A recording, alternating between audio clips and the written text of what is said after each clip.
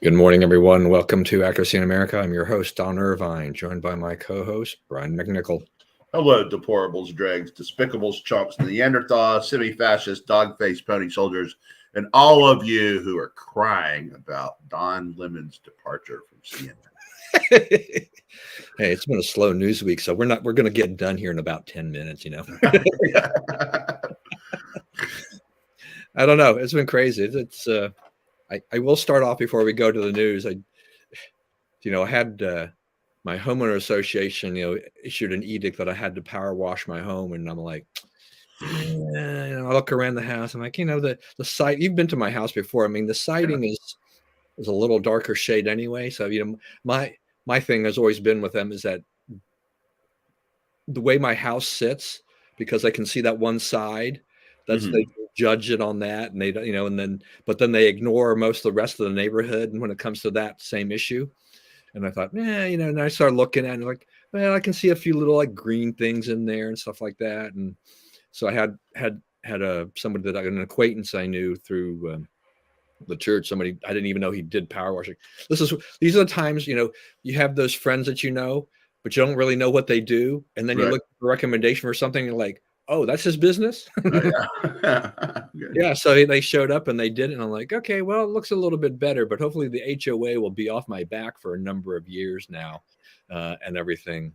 So, but in the meantime, you may have seen that post. It's like after they got done and they left, my Wi-Fi was down, and I'm like, what the heck? Yeah, I saw that. It's like, and I went outside because all those boxes and everything are on the side of the house, and I'm like, yeah, it looks okay, but in the end, so I have Verizon FiOS here, and in my little utility closet thing, where the circuit breakers are and everything like that, they installed a little thing that looks like about a little box, looks like a little battery, and it's called an ONT box, and it has its own source of power. It goes into it's a GCFI thing, whatever, one of those outlets that you have in your kitchen or laundry room. That's right.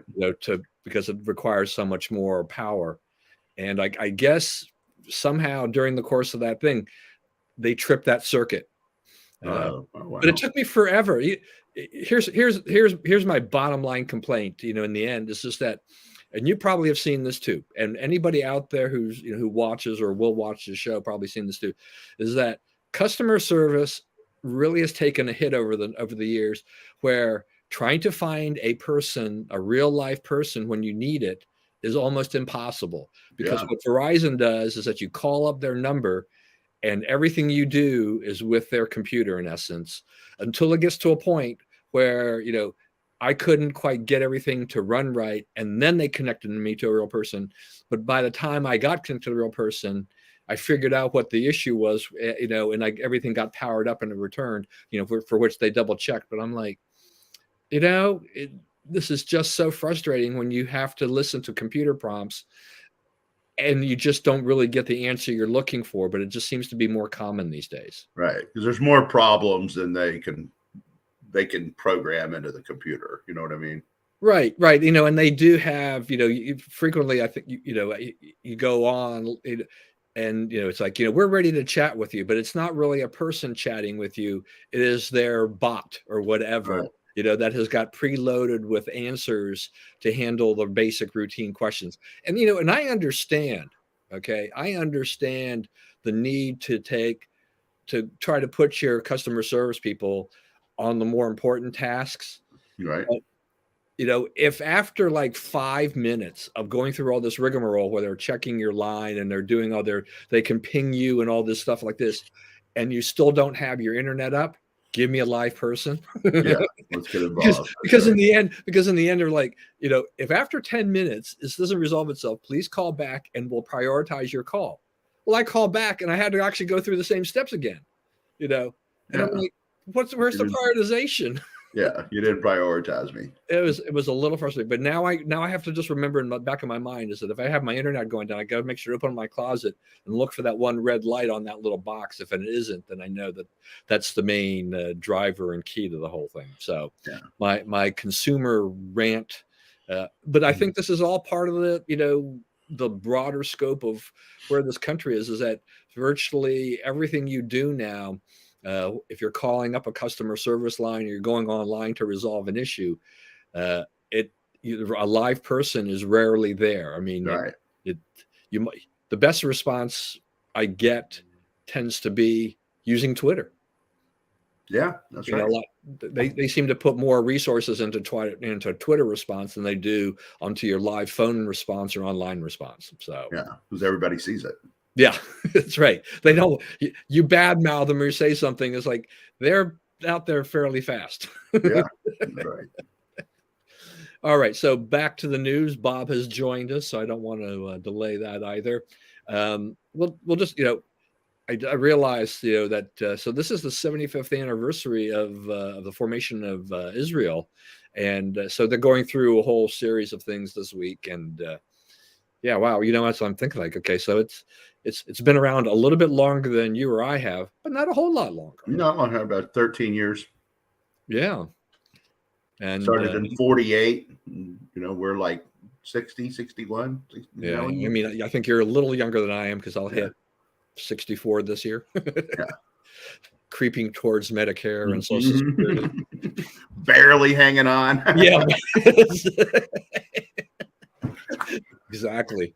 The the advantage of that whole thing when it gets to the Social Security and Medicare is that I'll be able to have a kind of a bird's eye view. I'll be able to see exactly how it works in today's world. I mean, I saw how it worked when my mom was under that, and she had my father's insurance to backstop that to try to fill the gap. But I'm kind of curious as to how this works, because my wife will turn 65 first, and then I will turn, but you have to assign your Medicare Part B, to Medicare, and then keep some kind of insurance in effect to cover the gap because Medicare doesn't cover everything. I'd be kind of curious as to how the costs go. Will my insurance premiums drop enough to offset whatever I pay for Medicare? I have no idea. Theoretically, yes, but I'm not necessarily thinking that it will. And just a whole litany of things that goes forth. When I eventually collect Social Security, how's that really going to be if inflation stays high? Does right. Is that going to be a good or bad thing for me, et cetera, et cetera. So yeah, I mean, it's so there's a lot of attention. I focus on Israel and things there. It is an interesting country. We have very close ties to that, though closer under Republican administrations than most Democrat administrations. But also, Israel and a lot of things that happen around the world, Ukraine, we've talked about this before. It just shows, that the fraying of our relationships, since Trump left office, just shows there's more turmoil on the world stage with Biden and the lefties kind of controlling the levers of power there on foreign policy. Well, the problem is they're not really controlling, right? So, yes, Israel is a reliable ally to us. We are a less reliable ally to Israel. I really can't think of any much they've done that would be inimical to our interests, but we have done stuff that messed them up badly. Like right now, we have let Iran, if they don't have the bomb now, they must be, yeah, that's right. Yeah, that's right. The 6-Day War, it was in 1967. Bob's a little younger than us. Yeah, I mean, I'm vaguely aware of that, but I mean, I was still fairly young and just playing as a kid, not really looking at politics. I remember that happening, and I remember, the miracle of it, right? Because there were 8 countries attacked Israel, and they beat them, knocked them all off, right? Got them all out of the country. So, I think it's hard to argue that God has not been with the people of Israel through some of what they've gone through, right? They're maligned. If you have a better solution to what to do after World War II, after what happened to them during World War II, then you should offer it up. But right now, I mean, this is what the world settled on in 1947, 48, and it's worked pretty well. I mean, it's caused some trouble with people who couldn't stand that, they had a 12-mile wide, 184-mile long country that they could live in. Some people just can't stand that. I remember Larry Miller's, the rant, right, where he talks about, it's like they control the whole Arab world except for something the size of a pack of matches, right? But let's fight over the pack of matches instead of the whole rest of it, right? So there's a lot going on there. Yeah, the territory. That's right. So it's still at the heart of that. It's still they were given a thing. They have allowed the Palestinians more freedom than any minority group gets anywhere else in the world. And they continue to agitate at the they're funded by Iran. They're there to make trouble for Israel on behalf of Iran and that group of Muslims.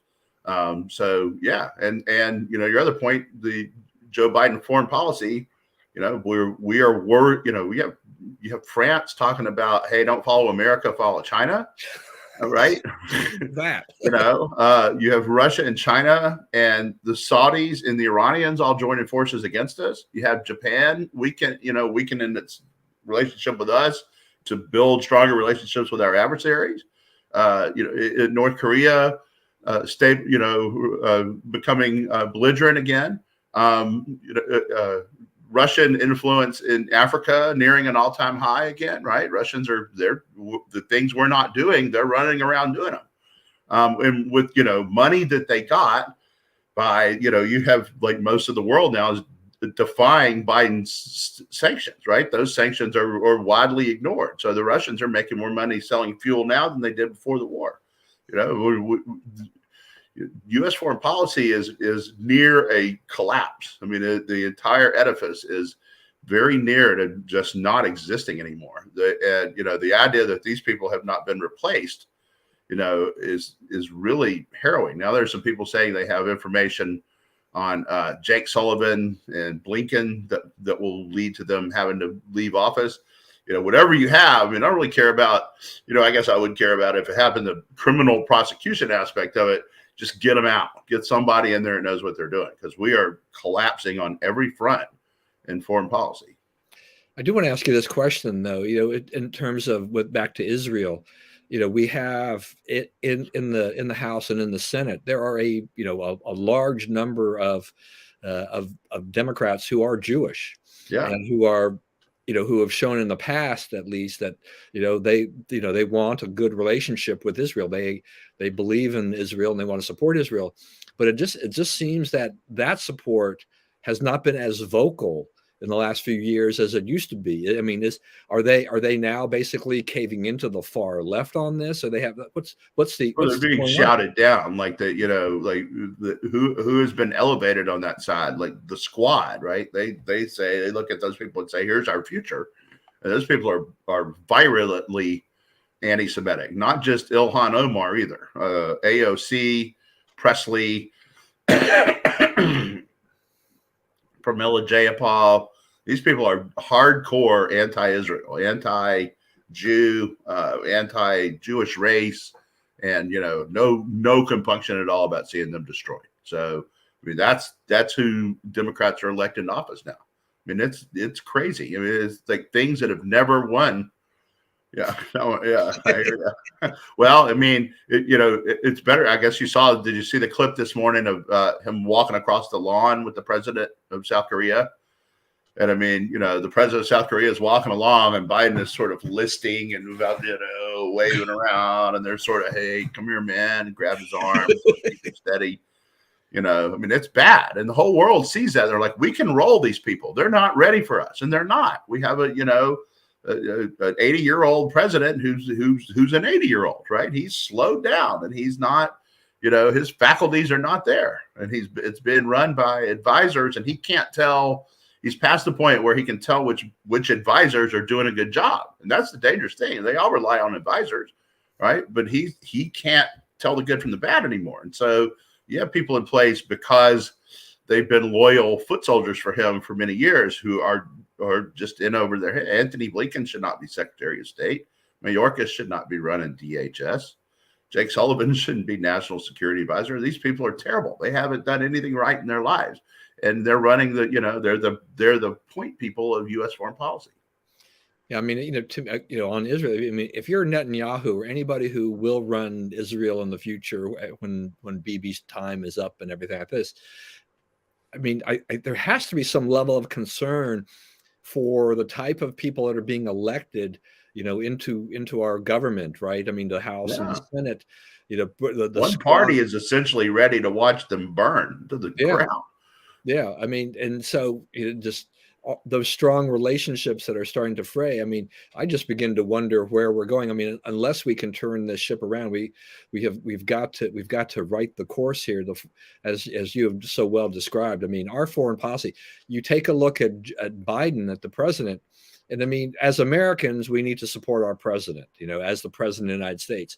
But it is really hard when you see someone that is obviously not well, that is not, he's not physically fit enough really, and mentally capable really of doing this job and becoming, you want a strong figure, you want somebody who can do this, and Biden is not that strong figure at this point. I mean, so yeah, if you're Iran, if you're South Korea, if you're North Korea, you're Russia, all these people are like, we see an opening here, and we're going to drive a Mack truck through this opening right now while we have that chance.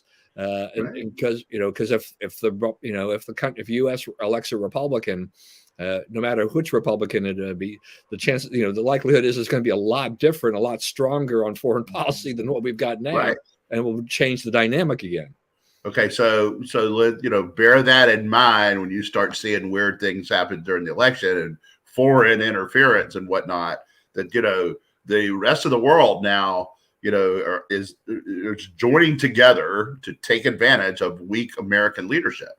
Okay, so and there's been some clear victories that they have won as a result of this, right?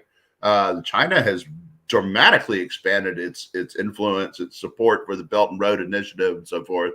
Russians have survived the sanctions regime, right? And they're now even flourishing from it because of this. So they do have an interest in the next president not being Republican, right? They're definitely not being Trump, who had them all kind of scared, and maybe rightfully so. So, look for that. That's coming at you. They're absolutely having a stake in the outcome, and they absolutely are willing to, do stuff to get it like they want it. Yeah, markedly worse. That's exactly right. I disagree with what Obama did. I thought he looked at the Iran-Saudi conflict wrong. I thought he didn't take the communists seriously enough. I didn't see any reason to kiss Castro's butt, right? But the fact is, I mean, they were at least reasonably somewhat competent at what it was they were trying to achieve, right? We can argue over what they're trying to achieve, but I mean, we were viewed as a responsible foreign policy actor in the world whose word had to be taken seriously under Obama, and that's not the case anymore. Yeah, I'm still thinking about, during that debate where Mitt Romney, got up and talked about Russia, and they kind of all just poo-pooed that whole thing. It's like, oh, yeah, what happened? Canadians have called and they want their foreign policy back, and it's like, well, it turns out, yeah, you should have been worried about Russia, right? I mean, he was misguided, but at least he was, what he was doing was taken seriously by the rest of the world. I mean, these people are being treated as a joke, and I don't think the rest of the world is wrong about that. Yeah, I think they've sized us up quite correctly. Yeah, there's no doubt about that. And on the sanctions side, I mean, sanctions are always one of these things. I mean, it's a good political move in terms of it. So it looks like you're trying to do something, but there's plenty of loopholes through a lot of those things. And then the other thing is that there are enough countries out there that are not aligned with us that are like, oh yeah, we'll go. If the U.S. isn't going to buy the oil or do this, we'll pick it up. We'll go ahead and do it. We need cheap oil too. Yeah. I mean, the country, the world needs this. I mean, it's a necessary fuel. So like, oh yeah, sure, we'll go ahead and do that. So yeah, Russia has not. Yeah, it's like football. The sanctions are that's like trying to hold a block, right? For a little while, you can keep that guy right in front of you, like in basketball, we have our post, right? That post is in there ready to catch it. It's like throw them the ball because they can't sit there and do that forever, right? The other people are going to get an angle on it. Yeah. Right. Well, that's what we are. We're trying to hold the ball forever. We're trying to hold that grip forever, and that's a tenuous grip. People will endure hardships for only a given amount of time, in the name of, American sanction building or whatever, right? You're not going to get years and years of adherence to something that helps American foreign policy. Yeah, right. I mean, it's as if the Biden administration, they thought sanctions are going to be the centerpiece to our foreign policy with Russia. No. Russians, it's not their first rodeo either, Yeah, no, I mean, it's like, it's not like sanctions are a new thing and people haven't figured out how to deal with sanctions before from, right. just about anything. So it's amazing, just I don't know, just the inability, the lack of understanding of the people Biden has there for these things. Right. It's dangerous. I mean, I say I hope we're going to make it to the end of this because it's been a disaster. Yeah, and we've got the situation in Sudan. We've got Americans evacuating there. I think the last thing I saw was 2 Americans have been killed, and I don't. It's like this is not going well. No, I mean it's like Sudan is not a major, but like Sudan is a listening outpost, right? The the reason to control Sudan or to have your presence there is to watch that part of the world, right? And that's what a lot of what goes on there. So. That's a listening post we're out of now. We're knocked out of, and there's more on the way. So they're cutting down our ability to watch them. Yeah, I didn't look into this to see. I mean, Djibouti is not that far away, right? Right. I mean, and we have a presence there. I don't know if there's an effect on our presence in Djibouti in relation to this because of the closeness of the situation, or we're just now like making sure that we don't. we have to keep some kind of presence in the region at this point, but. Right. And it's like it's increasingly hard to do because, we're not effective. We don't really have anything to offer. And, the other people do. Yeah. All right. So some of the news that has trickled, as you had alluded to at the beginning of the show in your little opening there, was all the people, the wailing and gnashing of teeth for Don Lemon's firing. So we had a kind of a double whammy this week with Don Lemon being fired from CNN while Tucker Carlson and Fox News parted ways as well. So your insight, 17 minutes apart, someone told me. I wouldn't be surprised. I mean, I had heard the Tucker news, and then I went outside to do something, and then I got a phone call from a guy from American Family News, and he wanted to talk about that. But then he mentioned to me about the Don Lemon thing. But I'd been out of the house I had only been in the house for like 20 minutes or something like that, and I completely missed the news. Yeah, at that point, it goes by fast. Yeah. So a couple of things on that. So I saw Tucker Friday night. He was at the Heritage thing, and he talked about. And I remember thinking. He must have been busy, right? It didn't look like he had prepared remarks. Maybe he doesn't do prepared remarks in that situation. I don't know. But it looked like he was just sort of sharing some thoughts, right?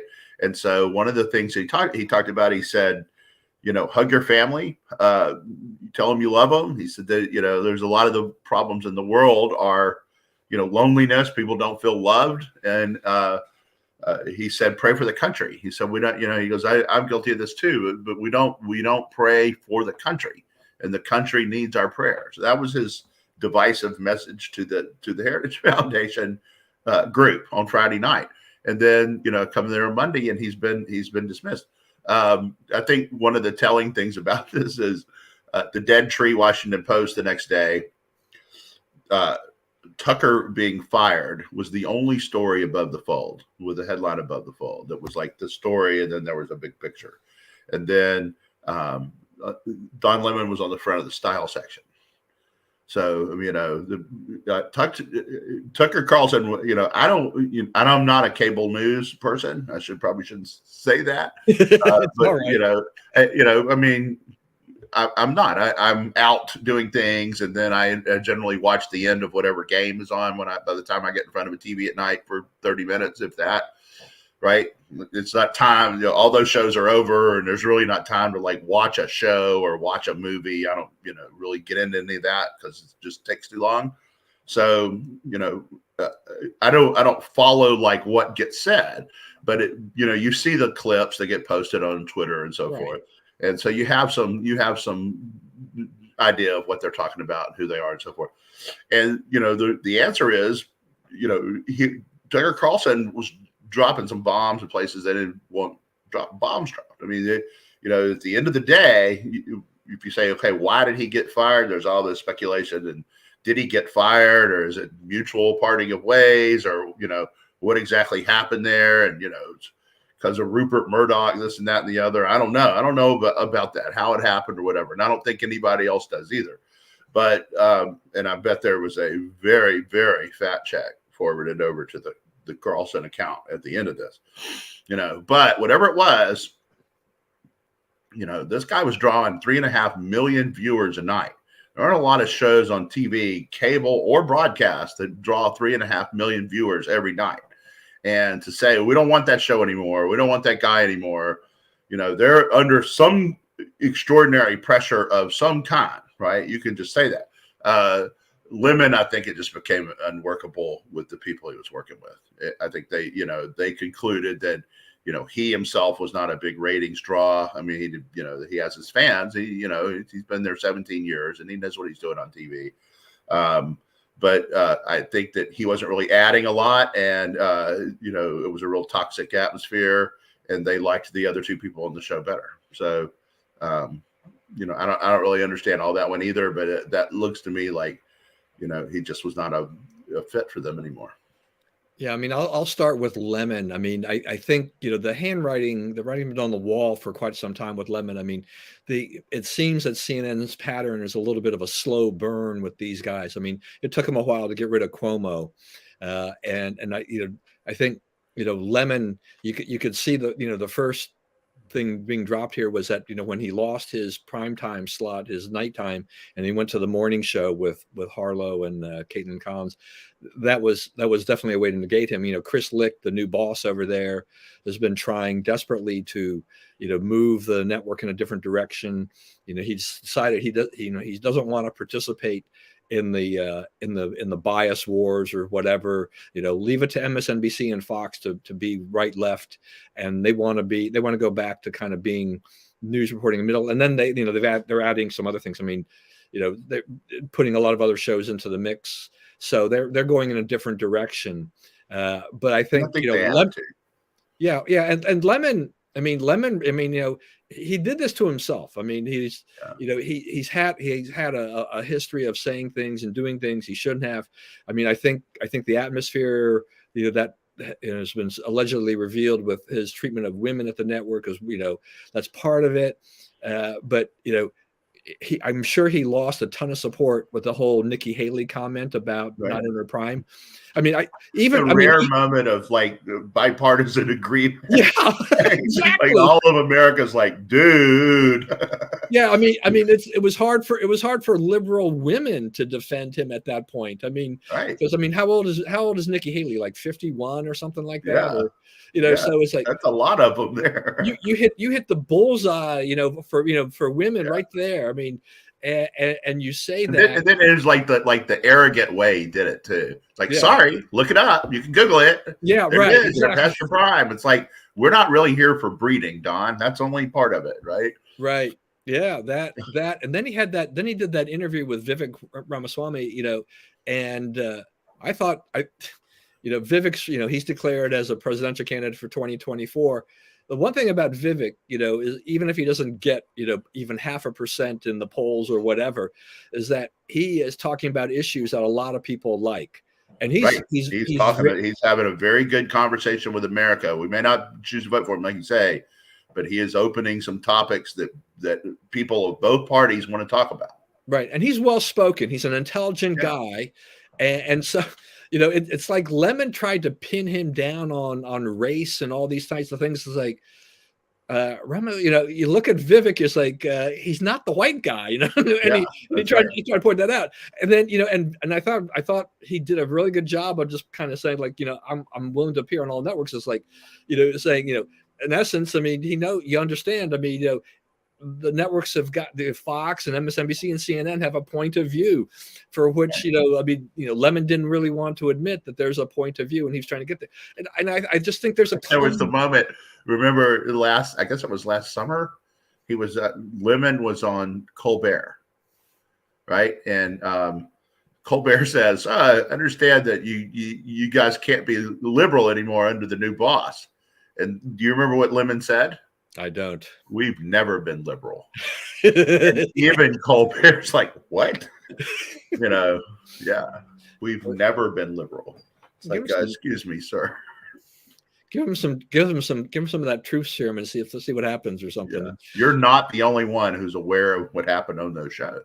Yeah. Watch those shows. We know what they had.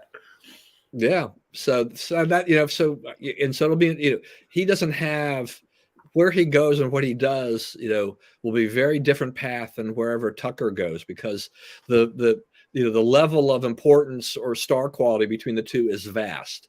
As right. you say, and it's not, I mean, their name ID is probably pretty close, right? It's substance. Like, you may not agree with Tucker Carlson, whatever he was talking about that day, but, it was substantive. Right. And Lemon is just, low rent hate. Right. And I mean, I think that's why one's on A1 and one's on Style. Yeah. Right. And that's why, when this is getting discussed, like you go on Twitter, it's like the conservative people lost a great spokesman this week. Right. No one's saying the liberal people did too. Right. They're all just, this was a bad week for the right. The left, that was little collateral damage that is of not little or no consequence. Yeah, I think some liberals are probably like, good riddance, because he wasn't. Adios. He really wasn't helping their cause that much. So right. It's not a great loss for them. For the conservatives, a lot of them, So with Tucker, there's so many different things. As you said, none of us know. Only the insiders really know what happened there with Tucker. It's interesting you mentioned that. He gives the speech at Heritage. That was their 50th anniversary. Right. Event and everything. So, and then, by Monday, he's gone, and, there's some, you begin to wonder what Suzanne Scott and the Murdochs, decided to do over the weekend. How much of this was, was fallout from Dominion? How much of this was, alleged treatment of women? His there's so many different things. Tucker, yeah, as you said, look, I didn't agree with Tucker a lot of times, and I just thought sometimes it's like, what the heck is he saying? But he was drawing the viewers. And you and I probably have plenty of friends who just love Tucker to death. Yeah. and are moaning and, and just kind of not happy with Fox for letting him go. Now, Fox has been down this path before. I mean, with Bill O'Reilly, kind of Megyn Kelly. I mean, also, hosts who had been big draws. Glenn Beck wasn't in that time slot, but Glenn Beck also had a very popular show. So they have survived that. Part of my thing here is that I'm just not sure how deep the bench is to fill it, at this point in time. I don't, my first reaction was like, who fills that slot unless they try to move people around a little bit. We'll see. I mean, they're going to do some rotation, I think, and some testing to see what sticks and all of that. Will they be able to get back to 3.5 million viewers a night? That's probably going to take a little while to get back up there. I think with Fox, because of just what Fox is to the conservative movement in general, there is a floor where they'll always get, say, maybe a couple million a night minimum. But to get to the 3 million level is a higher bar to hit, and stuff like that. O'Reilly, Beck, Megyn Kelly, have they? They don't have the bully pulpit or the platform they used to have by not having Fox. Because you have Fox, you have incredible outreach, but they also haven't. I don't know that they've suffered, a lot either. There's all of those three have signed, they've signed on with a thing called Red Seat Ventures, which is through it's basically a private capital, private venture capital, outfit that helps them set up podcasts and all these kinds of things. And actually, one of the partners in that is a guy that used to be a producer for Glenn Beck. And so, I mean, Megyn Kelly's she's got a bullhorn. I mean, she's got, a megaphone or whatever to go and say what she wants to say. And she is free from the corporate overlords, right? I mean, all of these people can say whatever they want to say because they're now private. They're saying it to nobody. They're on a podcast. Yeah, like you and me, I mean, they got their few friends and that's it. I mean, I will admit, I mean, I did subscribe to the Megyn Kelly podcast for a while because I wanted to hear what I think she's an intelligent woman. But I unsubscribed after a few weeks because she spent so much time on Harry and Meghan, and I'm like, okay, look, maybe I know there are a lot of people who love the royals or they hate Harry and Meghan and stuff like this, but I'm into politics and sports and stuff like that. So give me, and I expect more politics from Meghan and more things like that. All this stuff about Harry and Meghan were just a total turnoff for me. I was like, fast forward or just not even listen to the episode. So Brett Buzzell tells a story where he says he was guest hosting for someone on a talk show and for 4 straight days. And the first 3 days, all they did was Monica Lewinsky. And he's like, so he comes up on the Friday. He's like, look, I can't do Monica Lewinsky for 3 hours anymore. Can we just open it up for calls today? Just whatever people call in and talk about. And they're like, well, Monica Lewinsky is what's selling. He's like, please, I just don't know any more about it. I can't say any more about it. It's been wrung out, right? So they're like, okay, all right, open phone, whatever comes in, comes in. So 3 hours, people called and asked about Monica Lewinsky. So, I mean, if that's the topic, it doesn't matter how,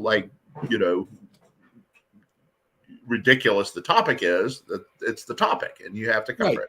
And now, I mean, these outfits have ways of measuring the audience response and reaction. Many ways they have metrics they can go by.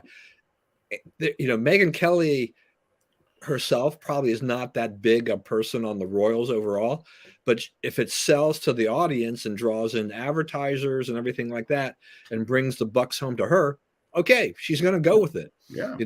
So why not? It just didn't float my boat, and I just dropped it. I just couldn't do it anymore. And I only got into that because my son Spencer was he watched some of her YouTube podcasts and mentioned some things. And I thought, I'll just sign up for a podcast because I rarely watch YouTube, but I do listen to podcasts all the time. But I'm like, okay, I need a break from that. I got, give me, if you're not doing if you're going to go off on that and spend half your show doing that, I just can't do it. It's just not. I really don't care about Harry and Meghan and I mean, I really could not imagine myself caring any less about that. Yeah. Do you know Megan Lott?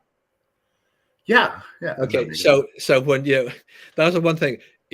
Megan is a huge Royals fan. I mean, it was so funny. Every time in the office, anything about the Royals came up. I mean, she was all over it.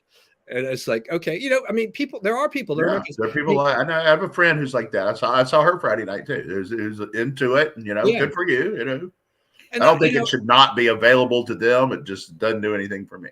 Yeah, no, I mean, I do. I mean, I pay attention to this thing of like, I didn't watch the last season of it, but I watched, the first few seasons of The Crown, and I'm very interested in the British monarchy and the whole thing. And I was fascinated by Queen Elizabeth and her reign and things like that. But, and I've been to England. I watched, I've been to Windsor Castle. I've done the whole touristy thing, Tower of London, all that, et cetera, et cetera, et cetera.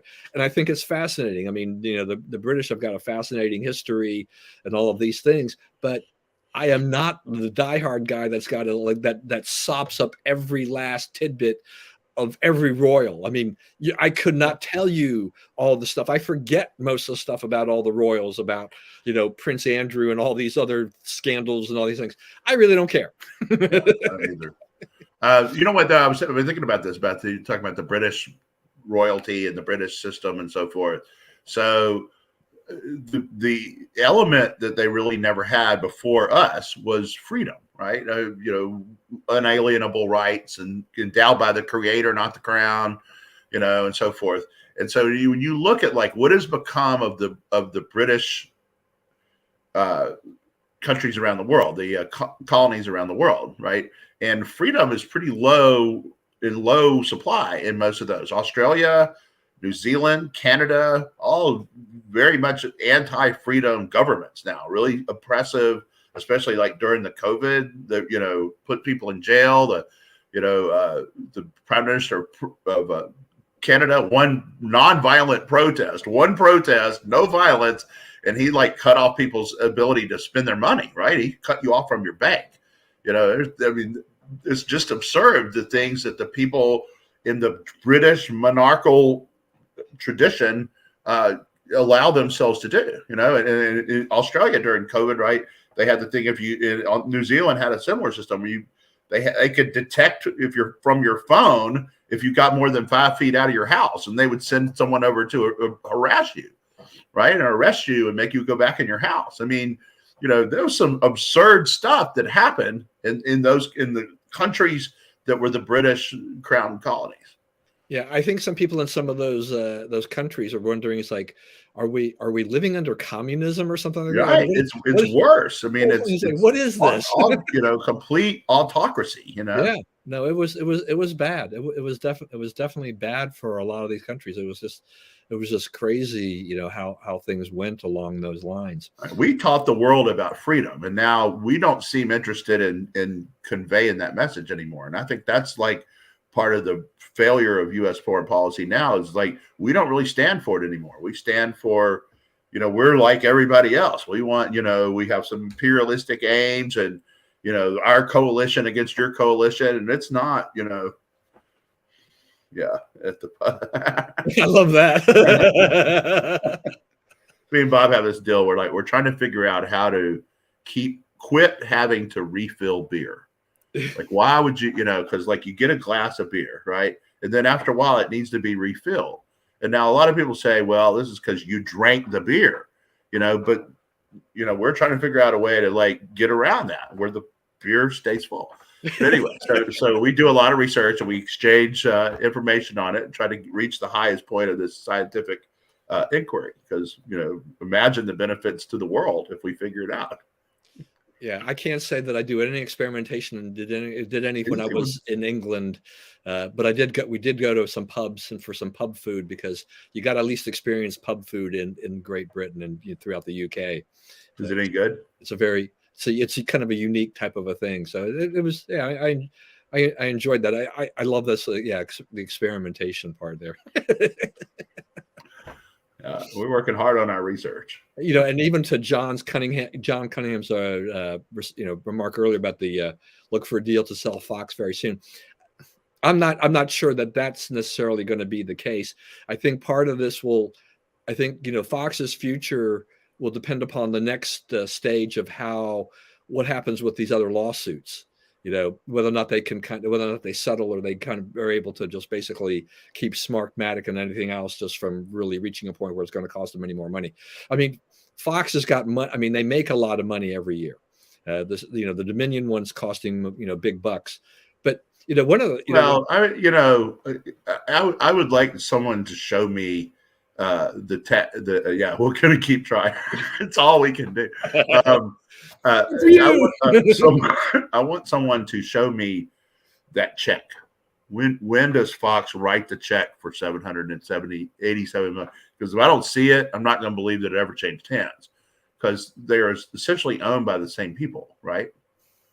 They're both like heavily leveraged by BlackRock.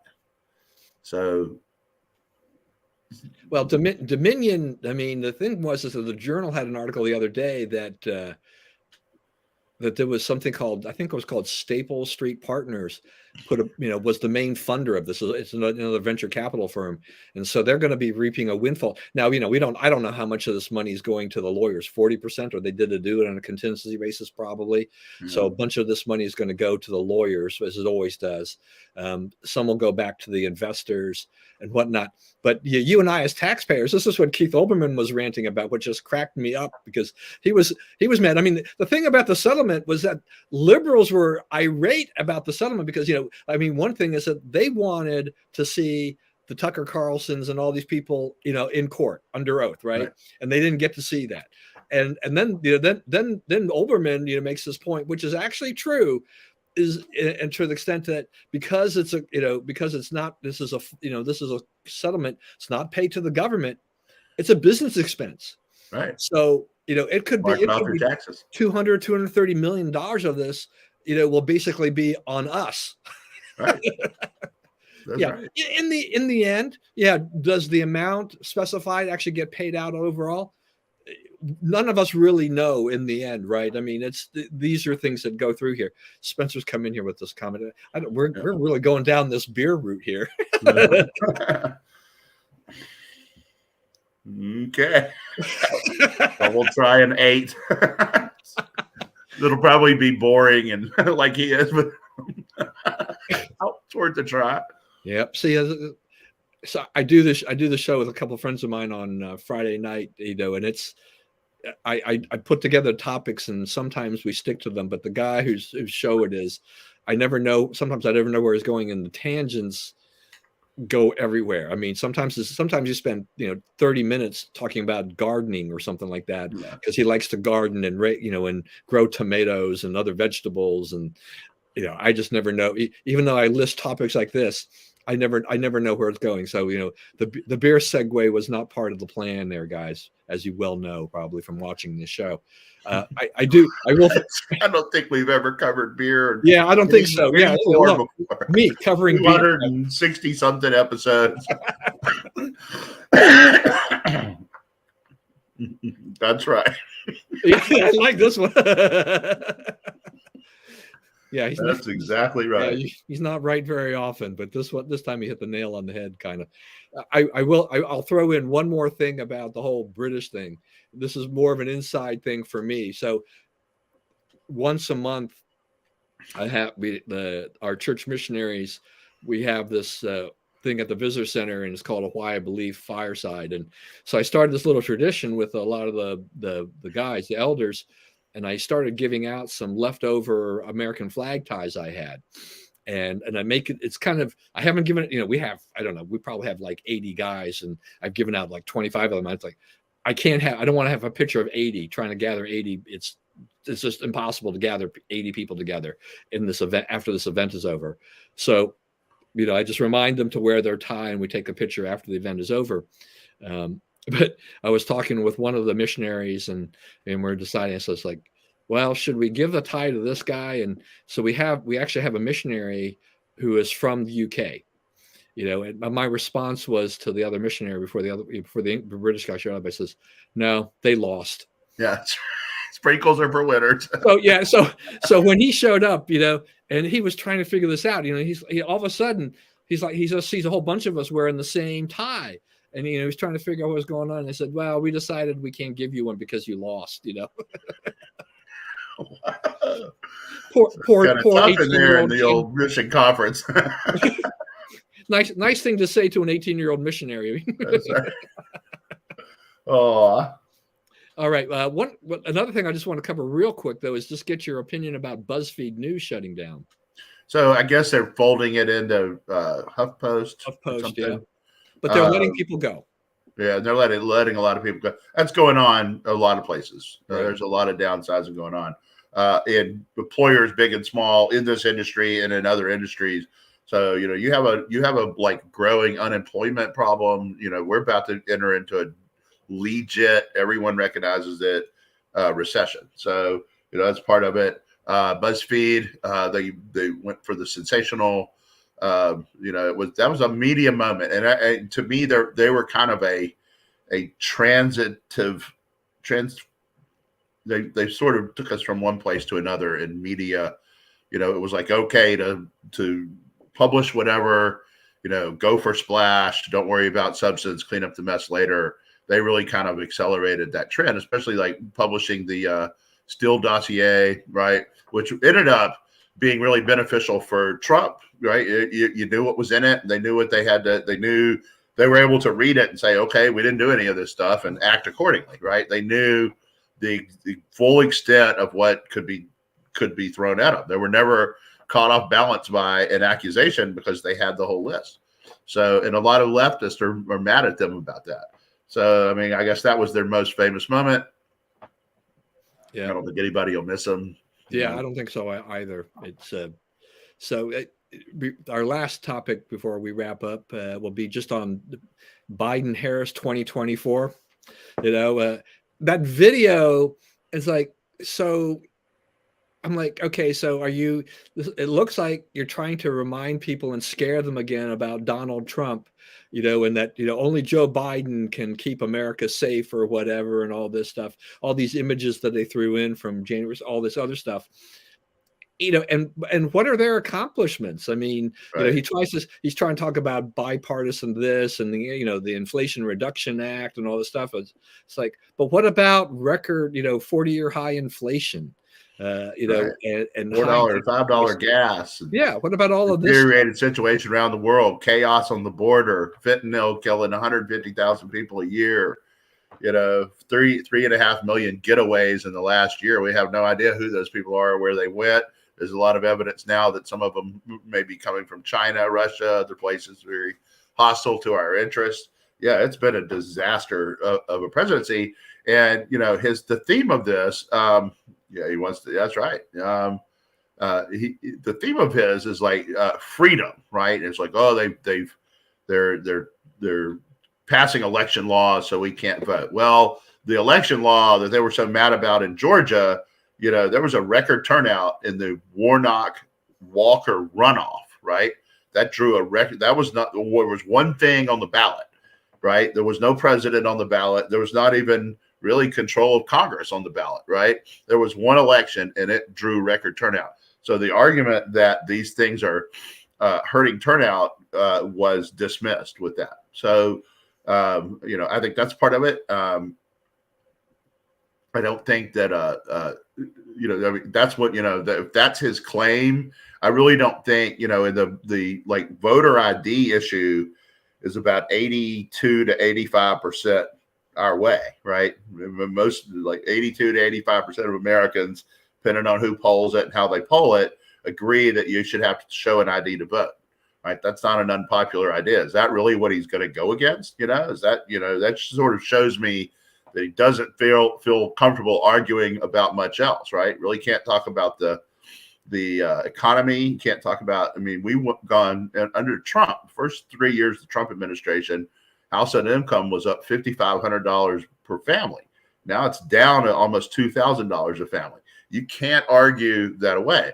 Now, what they're banking on is people hate Trump so bad that they just won't vote for him no matter what. And I am beginning to see signs that that's just not true anymore. So we'll see. It's a long way to go, but I don't think that Trump is as unelectable as these people are telling us that he is, especially considering Biden is on the, he's just getting into having to deal with some scandal, right? That something's going to happen with his son, one way or the other. They can't not do it now. You have this thing. What was it on here? They caused this laptop misinformation intelligence committee thing to happen. That was a campaign function, right? So you've told that, the entire U.S. intel community to go lie to the American people so you can be president. Okay. That destroys a lot of trust in people whose thing is trust, whose, currency, whose coin of the realm is trust. Yeah. Yeah. And I guess to what John says there, the first New York Times has a piece out today saying, hey, you guys have kept Joe from the voters because you don't want to see how old and decrepit he is and confused and, his tendency for molesting, young females wherever he sees them and whatnot. That people, you're adding to the speculation that he's too old to be president, right? Because if we can't see him and hear him talk and he's shuffled away and you got the bunny going, no, don't answer the questions, people are like, okay, this guy can't handle the questions. He can't answer the questions. So, it's a real crisis of confidence. All these people telling me that, Trump can't win, they don't realize how bad Biden is. Yeah, I mean, the problem the Democrats are facing is that they had that, the whole age issue and his inability. I mean, Biden's going to have to be on the campaign trail and talk, and won't be able to be on script all the time. That's bad news for them. And then Yeah. you're also voting for Kamala Harris, who has instilled zero confidence in a lot of even Democrats, and that's scary. So, I mean, this is not Right. It's doubly scary because this time you're like, okay, it's very real that she could be president. He would be what, 86 when the term Yep. ended. Mhm. Okay, so the idea that man watching him function now is going to be good, functioning, sharp on the ball in 5 or 6 years from now, I don't think so. Right? You're pretty much guaranteed you're going to have some period of time where she's the president. And the press secretary messed up KJP yesterday and actually said, they're making plans for him to not serve the whole term. We're going to have, oh, no, that's not what I meant. Of course, it wasn't what you meant. It was the truth. You didn't mean to tell the truth. Right? All right. So, we're just about they're in a lot more trouble than people. And Larry Sabato even had a piece in the last few days saying, this is not the slam dunk all the Biden people seem to think it is. Absolutely. We're getting a lot of funny comments today. The other thing is, other bright spot, and I guess we're running out of time, is the Republicans in the House everybody is staying on message, right? They had they've had 3 complete party line votes this week, right? Absolutely, all Republicans on one side, all Democrats on the other. The Senate appears to be holding too, even the recalcitrant, the Susan Collinses and Mitt Romneys are voting like they're supposed to vote. So if you can stay in line, and make them, for instance, take some cram on this debt reduction, right? The House should pass its bill today. I guess the rule is already passed, so they're just waiting on final passage. That's going to be hard. I mean, what does Joe Biden do there, right? Because his thing is, we're not negotiating anything. It's like, well, then it's going to go belly up. Now, then you get to the Republicans. That's always the part where, oh well, the country's closed and we're not paying our debts, and the credit people are saying bad things. We better come to some agreement here. It's like, no, stand there and make them take your terms. You have all the cards right now, and your voters, the people you're here for, want you to hold the line. Yeah, I mean, look, the Republicans are going to give him something, not something he wants in the way that he wants it to be. But then you're the president. Now, then you're threatening to veto it. It's like, well, now the onus is on you. Right. That's right. Here's a plan that passed Congress. It's your problem at this point. Right. All right. I'll let you say one final thing, and then I got to wrap it up. One final thing. I'm looking on our list. Elon Musk is increasingly stepping out on these social issues, and one of the biggest ones is the trans issue. And I think one of the things the Democrats are finding out is that popular opinion is not where they thought it was on this, right? As evidenced by this and by the Bud Light debacle, right? The whole brand marketing team has been fired for one commercial. So, it's not, you think that the whole country's gone to hell in a handbasket, and the actual answer is not quite yet. All right. Very good. Thanks, everyone, for joining us today. Hope you enjoyed it. And as always, stay safe and stay well. Remember, we live in the greatest country in the world, and don't let anybody tell you otherwise. And as always, God bless America, and we'll be back with you again next week.